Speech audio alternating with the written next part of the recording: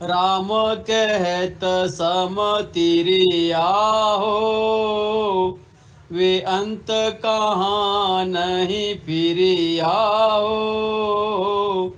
राम कहत सम तिरिया हो। बेस्याशील किसी दिन पाया, बेस्याशील किसी दिन पाया। बेवानता की दी उतरिया हो, बेवानता की दी उतरिया हो। यहां पर गुरु महाराज फरमाते कि देखो, नाम का पराक्रम ऐसा है कि वेश्या स्त्री, उसने कोई किसी दिन अच्छा कर्म तो नहीं किया ना, शील व्रत तो धारण नहीं किया उसने, जिस तो ये सब चीजें करनी जो होती हैं, इन करणियों को काटने के लिए, इन करणियों से कुछ नहीं होने वाला है, केवल नाम से होता है। और वो नाम संत कैसे पहुंचाते कि उसको, वेश्या को भी जब उसने कहा कि मुझे किसी संत के पास गई कि भाई मुझे भी नाम स्मरण सिखा दो, तो उन्होंने उसको अधिकारी नहीं समझा। उन्होंने कहा कि तोते को जो नाम दिया लेते हैं, वो नाम तू लिया कर, बस इतना बोल दिया। तो उसने उस तोते को पाला और तोते को वो राम राम सिखाने लग गई, और वो राम राम सिखाती रहती। जब उम्र ज्यादा हो गई तो पड़े हुए चारपाई पे अपने राम राम सिखा रही थी। एक बार उस पिंजरे के अंदर सांप आ गया और उस सांप ने तोते को मार दिया। अब उसको तो पता नहीं, वेश्या को, उसने वही अपने कि मिट्ठू राम राम बोल, इस तरह से बोल रही थी। और सुबह उठ के उसने वो पिंजरे में जैसे ही हाथ डाला कि मिट्ठू राम बोल, उसके उस सर्प ने डस लिया और उसकी मृत्यु हो गई। तो कहते हैं दो चीजें, एक तो उसने कभी शील व्रत पालन नहीं किया, ऐसी व्यभिचारी स्त्री, और दूसरा उसकी मृत्यु भी सर्प के डसने से हुई। और जबकि ये दोनों ही चीजें, ये तीन लोक वाले कहते हैं कि ये नरग्रामी जीवों के लिए होती हैं। ऐसी स्त्री को, यही उनके ग्रंथों में लिखा हुआ है कि वो, उसने जो राम राम बोला, उसकी वजह से उसको विष्णु लोक से विमान आ गया। और किसी तरह से कभी वो राम राम का ऐसा प्रभाव अवश्य होगा कि वो पलट के और दोबारा से उसके अंदर वो भक्ति का उदय होगा, संतों की संग मिलेगा। और कभी उसको नाम लेवारी संत मिल गए, नयन श्री संत मिल गए, तो उसका उद्धार भी होना निश्चित है। तो कहते हैं कोशिश क्या करी संतों ने, उसको कोई संगत में नहीं बुलाया, उसको कोई नाम नहीं बैठ के राम राम नहीं कराया। इसी तरह से हमें भी सोचना है कि जिसको हम गुरु महाराज का ये ज्ञान बताते हैं, जिसको हम भेद देते हैं, तो उसको कम से कम पात्र देख कर देना चाहिए। अन्यथा क्या करना चाहिए कि राम राम उसके मुंह से निकल गया, बस इतना ही बहुत है। और उससे ही उसके जब भक्ति प्रकट हो, जब वो खुद आए इस काम के लिए आपके पास कि हाँ अब मुझे चाहिए, और बैठ के जब तक वो राम राम ना कर ले ढंग से, तब तक उसको शब्द भेद नहीं बताना चाहिए। ऐसा पहले संत बराबर फरमाया करते थे। हमारे जितने भी राम सनेही संत हुए आज तक, उन्होंने पहले उसको सुधारने की बात करी। गुरु महाराज ने भी पहले काल को बोला कि पहले दुष्ट अंग छोड़, बाद में तुझे ज्ञान दूंगा। गुरु महाराज ने बांदा को इतना सब कुछ ज्ञान दिया, लेकिन शब्द भेद के लिए उसको पहले अपनी वृत्ति सुधारने के लिए बात करी। जहां जहां भी गुरु महाराज गए, जिससे भी उन्होंने संवाद किए रास्ते में, जोधपुर से लेकर बरेली तक, उनको हर जगह ज्ञान बराबर बताया। लेकिन शरण में किसको लिया कि जिसने अपना अंतःकरण दिया। तो इसी तरह से गुरु महाराज यहाँ पर कहते हैं कि ये नाम किसी तरह से मुंह पे आ जाए, तो उसकी ये जो संस्कार हैं, ये संस्कार पलट जाएंगे और वो सुसंस्कारित हो जाएगा। ये दुसंस्कार निकल जाएंगे और सुसंस्कार उसके आ जाएंगे। चंचल चोर गऊ ऋषि मार्या, चंचल चोर गऊ ऋषि मार्या, द्रव पराया हरिया हो,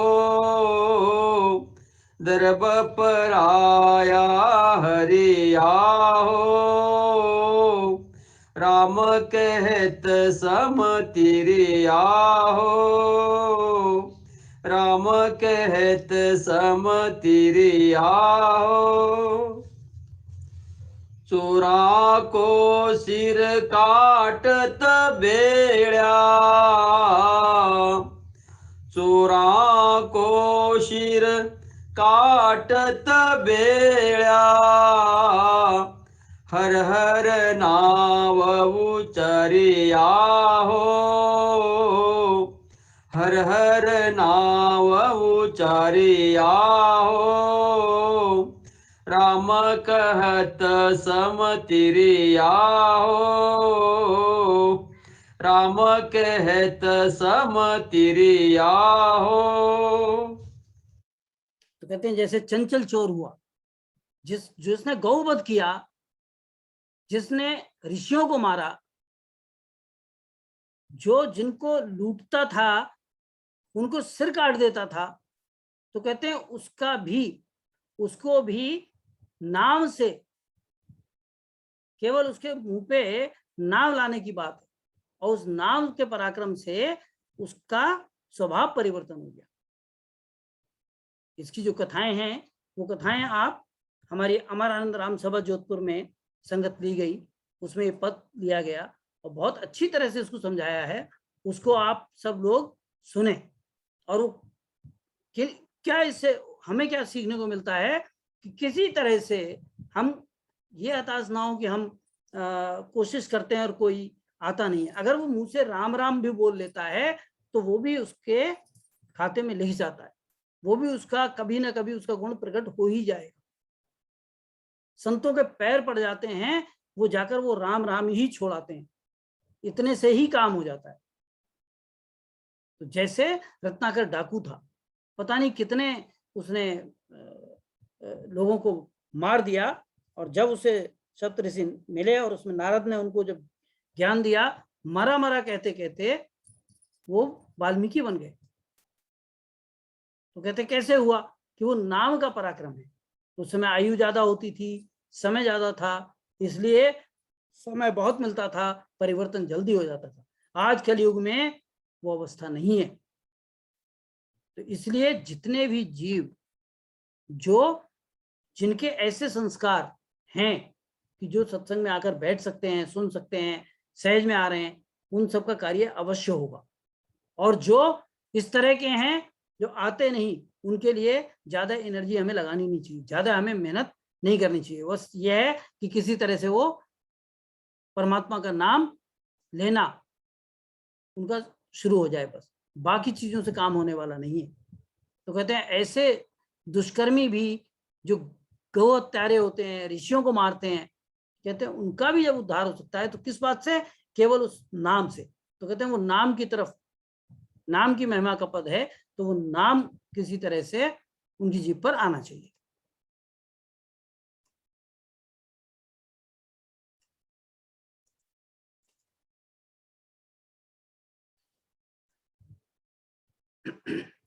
अब इसमें है कि घाटम को तब बार पहुंती, घोड़े को रंग फिरिया हो, राम कहत सम तिरिया हो, वे अंत कहाँ नहीं फेरिया हो।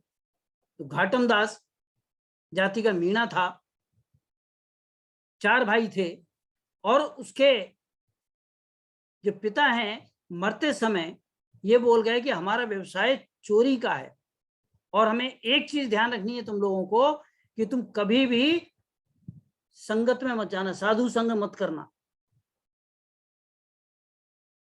ये बात गांठ बांध लो।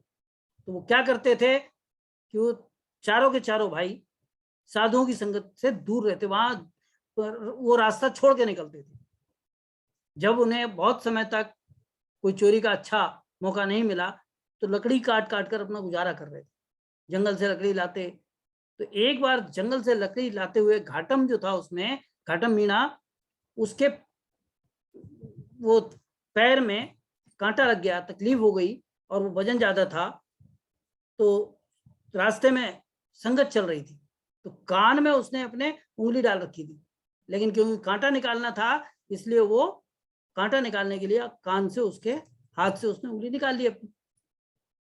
और उसके कान में संतों को क्या वचन पड़े कि जो देवता होते हैं उसके परछाई नहीं होती। अब केवल इतना सुन लिया उसने कि इतने सुन लेने से मेरे क्या होगा, ठीक है सुन लिया, पिताजी का आदेश का पालन नहीं हुआ, कोई बात नहीं, ऐसा सोचकर वो चला गया। उन चारों भाइयों ने उस राज्य के राजा के यहां से चोरी करी और वो चोरी का धन अपने यहां लाकर छुपा लिया। अब राजा बेचैन कि मेरे घर में ही चोरी हो गई तो मैं अपने प्रजा की रक्षा क्या करूं, इसलिए वो पकड़ना उसको बहुत अनिवार्य था। तो उसने डोंट पिटवा दी कि कौन ऐसे होगा उसे बहुत सारा धन मिलेगा। तो एक ऐसी दूत थी, उस दूत ने कहा कि मैं पकड़ के तो ला सकती हूँ। उसे पता चला कि यहाँ जो मीणा हैं ये चोरी का काम करते हैं और ये जो है देवी के उपासक होते हैं। तो ऐसा सोचकर उसने राजा से बहुत सारा जेवर लेकर, वो जेवर पहना, अपना श्रृंगार करा और नकली हाथ लगाकर, और ये जब जश्न मना रहे थे सारे मीणा, तो उसमें वो जाकर पहुंच गई और कहती है कि तुम लोगों ने, उन्होंने देखा कि देवी आ गई तो सारे हाथ जोड़कर खड़े हो गए। जब खड़े हो गए तो उसने बोला कि तुमने मेरा जो है प्रसाद नहीं चढ़ाया और तुम लोग इतनी बड़ी चोरी कर लाए और फिर भी तुमने बताया नहीं। तो उन्होंने कहा नहीं नहीं, ऐसा है कि अभी हमने उस धन को दबा के रखा हुआ है, चुराया जरूर है, और जैसे ही ये बात आएगी हो जाएगी, समय बीत जाएगा, तब हम उसको निकालेंगे। इतनी देर में घाटम देखता है कि ऊपर चंद्रमा है और नीचे इसकी छाया है जो ये रूप देवी का रखकर आई है। तो उसने अपने भाइयों को बता दिया कि ये देवी नहीं है, नकली है और हम लोग अब पकड़े गए, अब हमें राजा जो है फांसी के फंदे पे जरूर लटकाए। बस इतने कहते ही उसने उस दूत को पकड़ लिया सबने, और पकड़कर उसको कूट पीट के मार दिया, और जो उसके धनमाल था जो उसके शरीर पे, वो और उनको मिल गया और उन्होंने जश्न मनाया कि चलो जी और अच्छा हुआ हमारा। तो कहते हैं एक, अब घाटम के दिमाग में आया कि यार एक संत की एक बात से आज हम फांसी के फंदे से बच गए, तो ऐसे संतों से दूर रहने का क्या मतलब है। तो वो जाकर बोला भैया तुम जाओ या ना जाओ, मैं तो संतों की संगत में जरूर जाऊंगा, और जाकर वो संत की शरण में चला गया और जाकर कहता है कि मुझे जो है आपका उपदेश सुनना है। उन्होंने ठीक है सुनो, बैठो, तुम भी संगत सुनो, पर एक शर्त है कि तुम यहाँ पर कोई भी दुर्व्यवहार नहीं करोगे और तुम्हें अपना स्वभाव पहले सुधारना पड़ेगा। उन्होंने क्या स्वभाव सुधारे, तो उन्होंने कहा तुम्हें चोरी छोड़नी होगी। बोला ये तो हो नहीं सकता, ये तो हमारा व्यवसाय है और अगर इसके बिना अगर हम रहेंगे तो भूखों मर जाएंगे, ये कैसे संभव है। तो उन्होंने कहा चलो तुम चोरी नहीं छोड़ते, लेकिन एक वचन दो कि भाई झूठ नहीं बोलो कभी। तो घाटम ने कह दिया कि हाँ मैं झूठ नहीं बोलूंगा। ठीक है नहीं बोलेगा तो उन्होंने कहा ठीक है अब तुझे परमिशन है, अब तू इस संगत में बैठ। तो संगत में बैठ के और वो परमात्मा का नाम उसके मुंह से निकलने लगा। अब जब वो राजा के यहाँ दोबारा चोरी चेक करने जाता है तो जैसे ही दरवाजे से अंदर घुसा तो दरबार ने पूछ लिया कि भाई कौन है तू। बोला मैं चोर हूँ। कहाँ जा रहा है। बोला चोर हूँ, चोरी करने जा रहा हूँ। उसने अरे तू ऐसा क्यों भी बोलता है, ऐसा उखड़ उखड़ के क्यों बोलता है, तू तो साहूकार लगता है, जा तू अंदर चला जा, कोई बात नहीं, मैं तो खाली इसीलिए कह रहा था। जाकर वो अस्तबल में जाता है और अस्तबल में जब पहुंचता है तो अस्तबल का जो घोड़ों का देखभाल करने वाला होता है वो से पूछता है यहाँ पर क्या करने आया?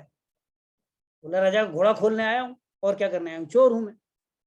उसने भी सोचा चोर तो चोर नहीं बोलेगा अपने आप को।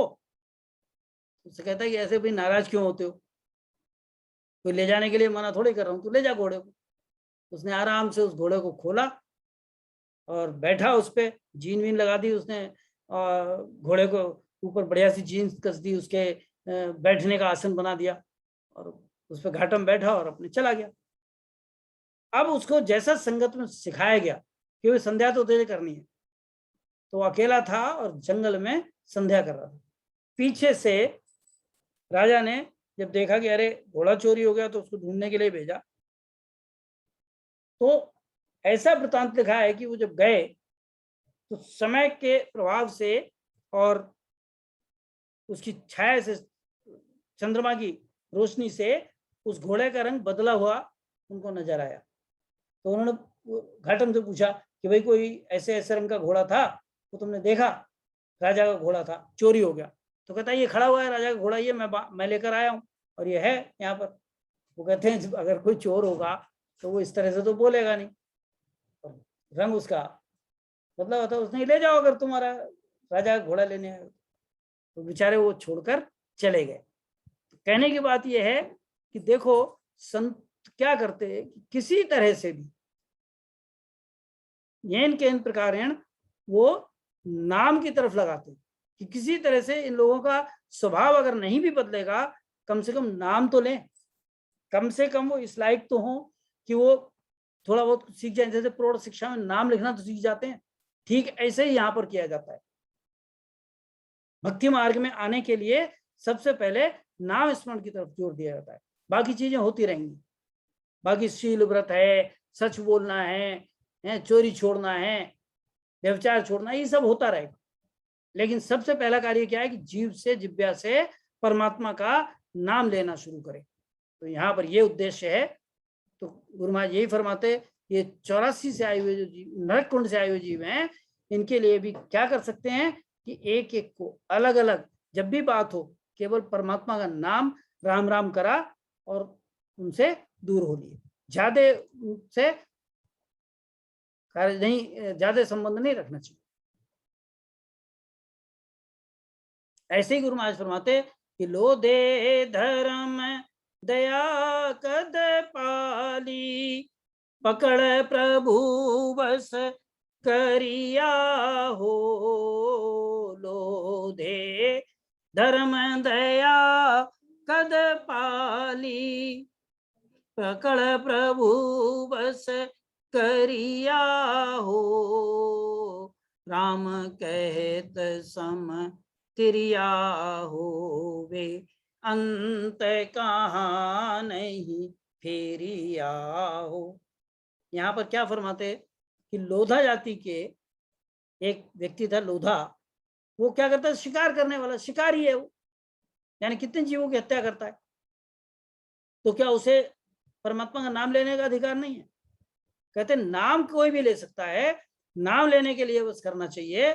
तो यहाँ पर एक साधु जंगल में बैठ के विष्णु उपासक था, तो विष्णु मंत्र जाप कर रहा था बैठकर।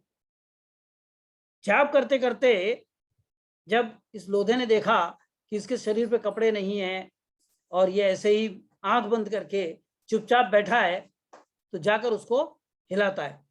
और जब वो हिलाता है तो पूछता, वो सोचता है कि कहाँ से आ गया और मेरी ये साधना में विघ्न डाल रहा है, तो इसे किसी तरह से यहाँ से हटे। तो उसने पूछा लोधे ने कि भाई तुम्हारे कोई संतान नहीं है क्या, लड़का लड़की नहीं है क्या? तो तुम मेरा लड़का लड़की ले लो। तुम्हारे पास कपड़े नहीं है, मैं अपने कपड़े तुम्हें दे देता हूँ। तुम्हारे अगर घर में स्त्री नहीं है तो मैं तुझे अपनी स्त्री दे देता हूँ, तू उसको रख ले। लेकिन भाई तू एक जंगल में आके क्यों बैठ गया? और अगर तुझे शिकार करने में परेशानी हो रही है, तू नहीं कर पा रहा है, तो मुझे बता, मैं शिकार करके लाकर तुझे देता हूँ।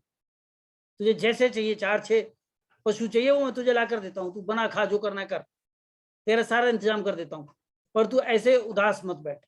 उसकी उदासी देखकर और लोधे को दया आ रही है, तो उसने कहा ठीक है, तू पकड़ के अगर ला सकता है तो ऐसे 4 हाथ वाला एक पशु पकड़ के ला जिसके एक हाथ में गदा चक्र क्या होता है, मतलब गले में बैजंती माला हो और हाथ में शंख हो, चक्र हो, गदा हो, पद्म हो, ऐसा एक पशु पकड़ के ला। तो उसने ठीक है पकड़ लाता हूँ, और अगर मैं शाम तक नहीं लाया तो मैं अपने प्राण दे दूंगा, पर तुझे ला कर दूंगा, पर तू उसके बाद यहाँ से खुशी खुशी रहना, ऐसे उदास होकर मत बैठना। ऐसा बोल के लोधे ने उसको बोल दिया और जाकर खोज में निकलता। अब एक एक पशु को पकड़ता और छोड़ता जाता, पकड़ता जाता, छोड़ता जाता। शाम होने को आई तो सोचता है अरे यार ये तो इसने कैसा पशु मांगा, वैसा पशु नहीं मिल रहा है, तो मैं अपना शरीर खत्म कर देता हूँ। जैसे ही उसने किया तो विष्णु ने देखा और विष्णु वहां पर आ गए। कहते हैं अरे भाई तू खत्म मत कर, मैं आ गया, तेरा जानवर जैसा तू पशु ढूंढ रहा है वैसा पशु मैं हूं।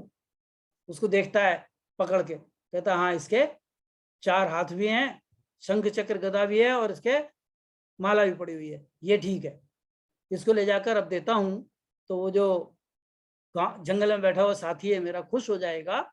और तीर हाथ में लिए हुए था तो वो तीर से उसके गुदा पे मारता हुआ और उसको कहता है कि चल लेकर चल रहा हूं तुझे, और उसको ले जाकर और सामने उसके पेश कर दिया, ये लो जी तेरा मैं शिकार पकड़ लाया, अब तू इसका जो चाहे कर, ये पकड़ अपना पशु।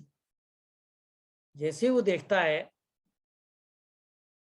तो जो साधु था वो साधु देखकर कहता है अरे तू किसको पकड़ लाया, तू तो यहाँ पर इनको रामचंद्र को पकड़ लाया, मैं तो इतने समय से तपस्या कर रहा, तुझे कहां से मिल गई, तू इसको प्रणाम कर और इनसे क्षमा मांग, तूने इनके ऐसा करा, ये तो परमात्मा है। इस तरह से उसको जब बोला तो उसने, अब उसको इस बात की समझ ही नहीं है, जंगल का रहने वाला है लोधा।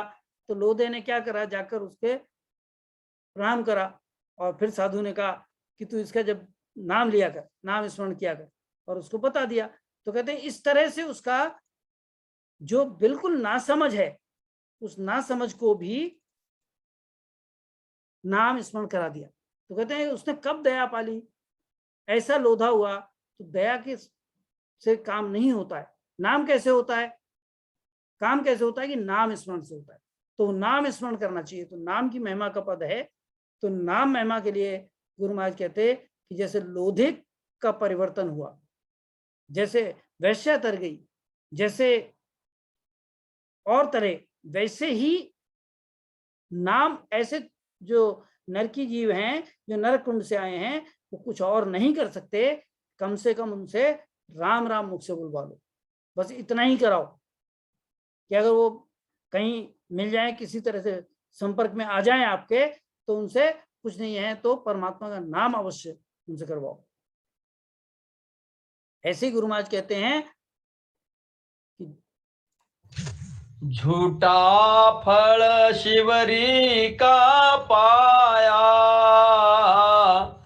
झूठा फल शिवरी का पाया,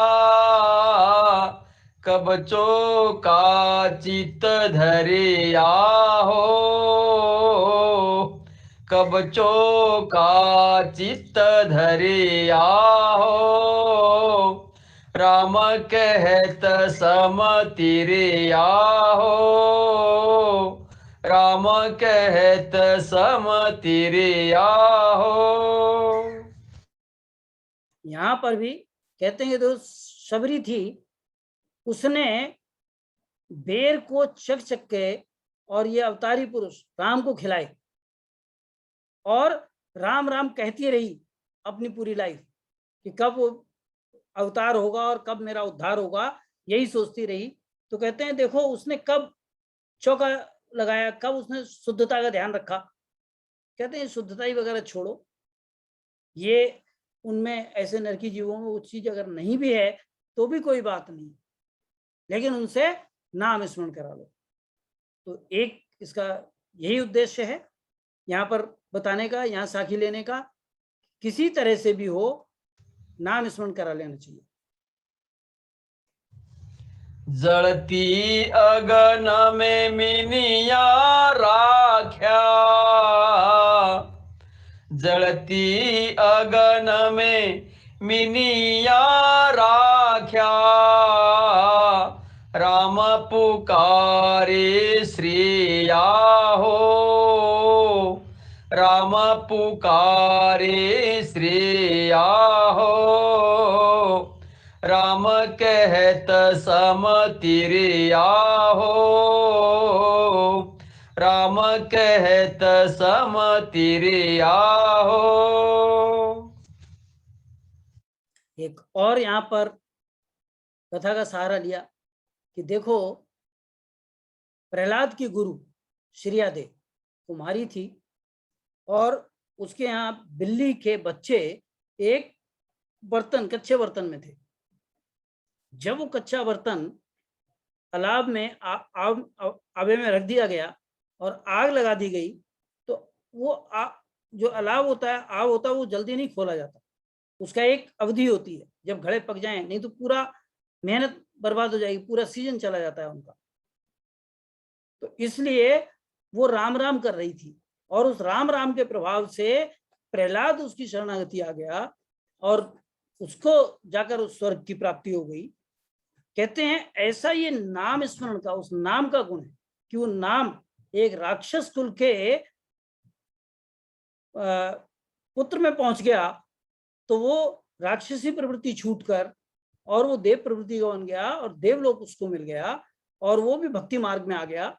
कहते हैं इसी तरह से श्रियादेव कुमारी, उसने राम नाम लिया तो आग में भी उन बच्चों की, बिल्ली के बच्चों की रक्षा हो गई और वो सही सलामत निकल आए। तो कहते हैं ये कहानी हम सभी जानते हैं कि होली पर सुनाई जाती है।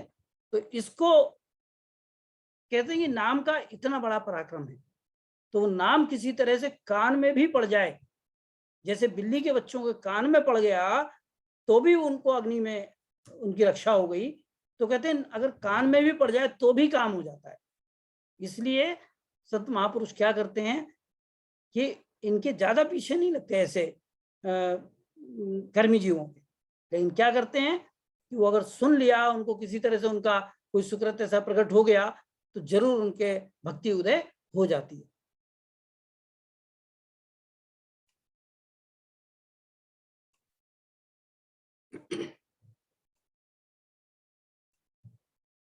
आगे कहते हैं किता सेना सजन कसाई, पतत अनेका तिरिया हो, राम कहत सम तिरिया होवे, अंत कहाँ नहीं फेरिया हो।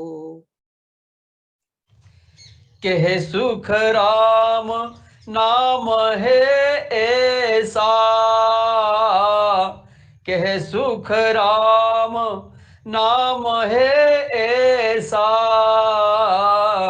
करने बिना उधरिया हो,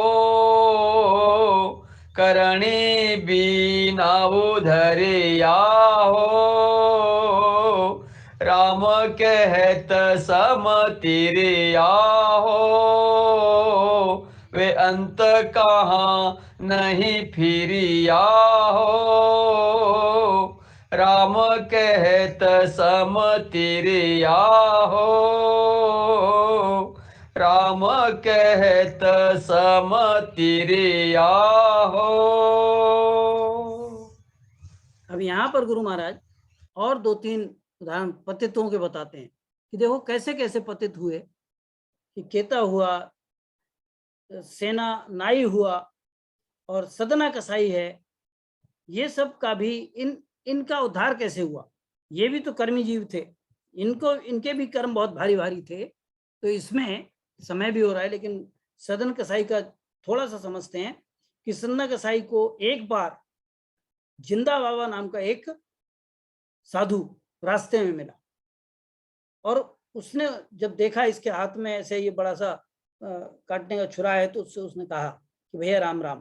तो उसने राम राम बोल दिया। तो उसने कहा देखो राम राम तो तूने बोल दिया, लेकिन तू ये ऐसा काम क्यों करता है, इतने जीवों को क्यों काटता है? कहता है, तो मेरा तो ये कार्य है, मैं तो नौकरी करता हूँ बूचर खाने में, तो मेरा ये काम है, मैं ये काम करूंगा, ये तो मैं नहीं छोड़ता। तो उसने कहा, तू एक काम कर सकता है कि एक लिमिट तय कर ले कि इससे ज्यादा तू पशु नहीं मारेगा, जो तुझे लगता है बोल दे। तो बोला, हाँ ठीक है, मैं 20 से ज्यादा नहीं मारूंगा, और ईद वगैरह हुई तो 50 से ज्यादा नहीं मारूंगा। उसने कहा, ठीक है, राम राम कह के वो साधु आगे चले गए। जब चले जाते हैं तो रात्रि में उसको एक स्वप्न आता है सतना कसाई को, और उसमें वो देखता है कि बकरे को मैं कान से पकड़ खींच रहा हूं, तो बकरा जो है हंस रहा है। जब हंस रहा है तो उसने कहा, तू हंस क्यों रहा है, मैं तो तुझे काटने ले जा रहा। तो कहता है कि देख, जब मैंने तुझे पिछले जन्म में काटा तो अब इस जन्म में मुझे कटना पड़ेगा, और जब इस जन्म में तू मुझे काटेगा तो आगे फिर मैं तुझे काटूंगा। ये तो मेरा तेरा चलता ही आ रहा है, जाने कब से, बहुत बार हो गया ऐसा कि मैं तुझे काटता हूं, तू मुझे काटता है। ऐसी सपने की बात उसके मन में बैठ गई। बैठने के बाद अब वो दूसरे दिन बेचारा बड़ा बेचैन, अब ईद थी दूसरे दिन, उसने वो 50 काटे, और 50 काटने के बाद वो उसने मना कर दिया। और उसका जो बूचर खाने का मालिक है, उसने उससे कहा कि आज तो मेरी कमाई का दिन, और तू वैसे तो 5-10 पशु काटता है, और आज भी काम नहीं करेगा तो कैसे चलेगा। उसने कहा, नहीं, मैं तो वचन दे दिया है, एक मिला था मुझे आदमी, उसको मैंने मना कर दिया, मैंने अब मैं इससे 50 से ऊपर नहीं काटूंगा। तो उसने कहा कि नहीं काटता तो इसको दोनों हाथ काट दो। तो दूसरे से उसके दोनों हाथ कटवा दिए। अब ये बेचारा बड़ा बेचैन, परेशान, रोता हुआ वहां से निकला, और ढूंढने लगा कि जिंदा बाबा कहकर गए थे कि ऐसी ऐसी जगह, फला जगह मैं रहता हूँ, तो मैं उसको ढूंढता हूँ, उससे पूछूंगा, ले तूने मुझे मेरा क्या हाल करवा दिया। तो वो जाता है रास्ते में, तो रास्ते में रात्रि हो जाती है। तो जहाँ वो रुकता है एक नंबरदार के घर में, तो वो नंबरदारनी उसको खाना बना के खिलाती। लेकिन वो नंबरदारनी जो थी, वो उसके देख कर कि ये 30 साल का अच्छा हट्टा कट्टा है, तो उसका जो है मन में गलत बात आ जाती। वो सोचती कि मैं रात्रि में उसको उठा देती। तो वो बेचारा हाथ जोड़ता है और जोड़ के निकलने की कोशिश करता है। अब वो सोचती कि ये अगर तो सके वहीं पर रोक लेती है, और बाहर से दरवाजा कर देती है बंद, और अपने पति के पास जाकर रोने लगती है कि ऐसे ऐसे इसने मुझसे जो है मेरे साथ दुर्व्यवहार करा है। तो सदना कसाई को उस गांव में पकड़ लिया जाता है और उसको चुनवाने की तैयारी करते हैं। तो जब उसको चुनने लगते हैं तो वो बेचारा कहता है कि ठीक है, मेरे जैसे वो कर्म रहे होंगे वैसे ये कर्म है। और वो उनको समझाता है नंबरदार को कि तेरी पत्नी ठीक नहीं है और उसने ऐसे ऐसे काम किया है। तो जब वो उस साधु का नाम लेकर और फिर परमात्मा को याद करता है, तो कहते हैं कि वो ऐसा चमत्कार होता है कि जो ऊपर उसके ढकने का बनाया था कि इसको घोट के मार देंगे, ऊपर ढकने के लिए लोहे का एक कवर बनाया था, वो कवर जो है फट जाता है। और जैसे वो फटता है वैसे ही इसके तो कष्ट था ही, और जो स्त्री थी उसके भी कष्ट हो जाता है, उसके भी परेशानी शुरू हो जाती है। तो वो फिर क्षमा मांगने लगती है और अपने पति को बता देती है कि ऐसे ऐसे। तो उसका पति और वो दोनों उससे बहुत माफी मांगते हैं। तब उसको विश्वास आ जाता है और सदना कसाई वहां से निकल के और उस बाबा के पास जाकर और उसकी शरणागति में हो जाता है। उससे परमात्मा का नाम लेता है। तो ये गरीबदास ने इस कहानी को लिखा है। गरीब राम नाम सदने पिया, और बकरे के उपदेश, और अजामेल से उधरे भक्ति बंदगी पेश। कहते हैं ऐसे भक्ति का पराक्रम है, ऐसा इस नाम का पराक्रम है। तो कहते हैं कितने भी पतित हों, अगर वो जिभ्या पे नाम आ गया तो उनका काम हो जाता है। तो ऐसा सदगुरु महाराज फरमाते कि कै सुखराम नाम है ऐसा, करनी बिना उधरिया। इसमें कोई करने की बात नहीं है, इसमें दया करो, शील व्रत पालो, है अच्छा व्यवहार रखो, सच बोलो, सब चीज सही है। लेकिन बिना नाम के कुछ नहीं है। तो ऐसे ही कहते हैं उपदेश तो देना चाहिए, लेकिन उपदेश कितना कि किसी तरह से उनके मुंह पे नाम आ जाए, बाकी काम परमात्मा के ऊपर छोड़ दो, अपने हाथ में नहीं लेना चाहिए। तो ऐसा इसमें समझाने की कोशिश करिए। तो यहाँ पर इस साखी का देखकर अब तक की संगत में क्या समझ आता है? नरक कुंड भोग मिनख तन धरत हैं, सोनर मूढ़ गीवार भगत सुअड़त हैं। तो कहते हैं सत्संग में आके अड़बी करना, जीवों को बहकाना, विघ्न डालना, कुतर्क करना, बल प्रयोग करना, आन की भक्ति, शक्ति उपासना करना, व्यभिचारी, तस्कर, चोर, लबाड़ इस तरह के हो जाना, ये सब क्या है? ये उनके पूर्व जन्म के संस्कार हैं जो नरक कुंड भोग के आए। इसके अलावा और कैसे होते? बलि देते हैं, पशु बलि देते, सांकेतिक बलि देते, मतलब आटे का मुर्गा बना दिया, कुम्हेड़ा ले लिया, उस पर रंग लगा के चढ़ा दिया, इस तरह की बलि का काम करते। पूजा का नाम पे नारियल फोड़ते, कि कोई नया वाहन लिया, कुछ और नई चीज ली, उसके आगे नारियल फोड़ते। ये कहाँ से आया? ये शक्ति उपासना से आया। जो देवी की उपासना करते हैं, बलि देते हैं, वो लोग सांकेतिक बलि के लिए नारियल को फोड़ते हैं। तो कहते हैं उसका भी कर्म लगता है। इन सब चीजों से बचना चाहिए। कहते हैं मदिरा का व्यवसाय करते हैं, मांस से बनी वस्तुएं बेचते हैं, चमड़े का व्यवसाय करते हैं, तंबाकू का व्यवसाय करते हैं, ये कर्म भी कैसे भी हो, व्यक्ति उसको नरक कुंड की तरफ धकेल देते हैं। वो भी कितना भी अच्छा हो, उसे ये भोगने के लिए तैयार रहना चाहिए। वो अगर ये सारा काम नहीं छोड़ते तो उन्हें कहीं ना कहीं उसको भुगतना ही पड़ेगा। ये उनके संस्कार वो आज बना रहे हैं, जो आगे भुगतेंगे, और जो पहले नरक से आए उनके संस्कार हमने अब तक देखे। तो अब तक की संगत में एक 5 मिनट और लूंगा, कि इसमें पता है समय हो गया, लेकिन 5 मिनट अभी और चाहिए। तो यहाँ कहते हैं कि हमने अभी तक देखा कि जो देवता से मनुष्य बनते, उनका स्वभाव कैसा होता है? देवपदी जीव जाय, मिनस तन पावसी, वे जप तप जिग साझ, देव पद चावसी।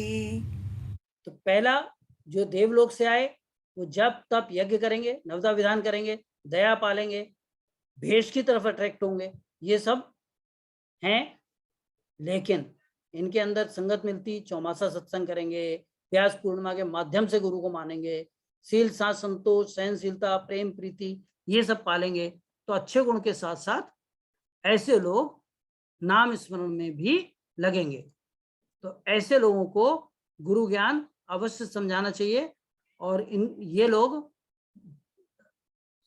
संगत के अधिकारी होते हैं, ये संगत में जरूर आएंगे। तो जो पहला हमने देखा कि जो देवलोक से आए वो हमारे नाम लेवारी हो जाते हैं। अब दूसरा इसमें देखते हैं। मिनख जन्म को छोड़, मिनख ही होवसी, सो सब शिवरण साझ, धर्म पंथ जोवसी। अब गुरु महाराज फरमाते हैं कि जो मनुष्य जन्म से मनुष्य बने वो तो जरूर जरूर नाम स्मरण करेंगे और मोक्ष का रास्ता पकड़ लेंगे। तो हमारी जो पिछली संगत है उनमें इसको सुन लें, और ज्यादा डिटेल में मिलेगा, और इन सबको संकलन करके इसकी प्लेलिस्ट आपको मैं भेज दूंगा। फिर बताते हैं 84 से आए हुए। चौरासी फिर जीव हुए सो मानवी, वे सुण ज्ञान विचार कछु नहीं जानवी। अब गुरु महाराज कहते हैं कि जो 84 भोग के आए उसमें हमने 3 हिस्सों में देखा, जिनमें दैविक गुण हैं, 8 शुभ वृत्तियां हैं, कर्मों से दूर होना चाहते हैं, उनको ये ज्ञान सुनाना चाहिए और वो इस बात के अधिकारी हैं कि वो देर सवेर ज्ञान में आ जाएंगे। लेकिन जो दूसरी तरह के हैं वो कैसे कि लग तो गए हैं सुमिरन में लेकिन सुमिरन नहीं करते, उनकी परमात्मा के ऊपर छोड़ देना चाहिए कि वो स्वयं ही समझेंगे और जब उनका सुकृत उदय होगा तो जरूर उनके अंदर भी भक्ति परवान चढ़ेगी। तीसरे जिनमें नरक के लक्षण रहते, वो विषयों में लिप्त रहते हैं, उनको निकालना बहुत भारी काम है। तो आज हमने उस विषय को लिया है, उसको देखा और उसको समझाया कि जो नरक कुंड से आए हैं उनके लिए ज्यादा मेहनत नहीं करनी चाहिए। नरक कुंड कु भोग मिनख तन धरत हैं, सो नर मूढ़ गीवार भगत सुवरत हैं। नर नारी को जोय इण सुण कारणे,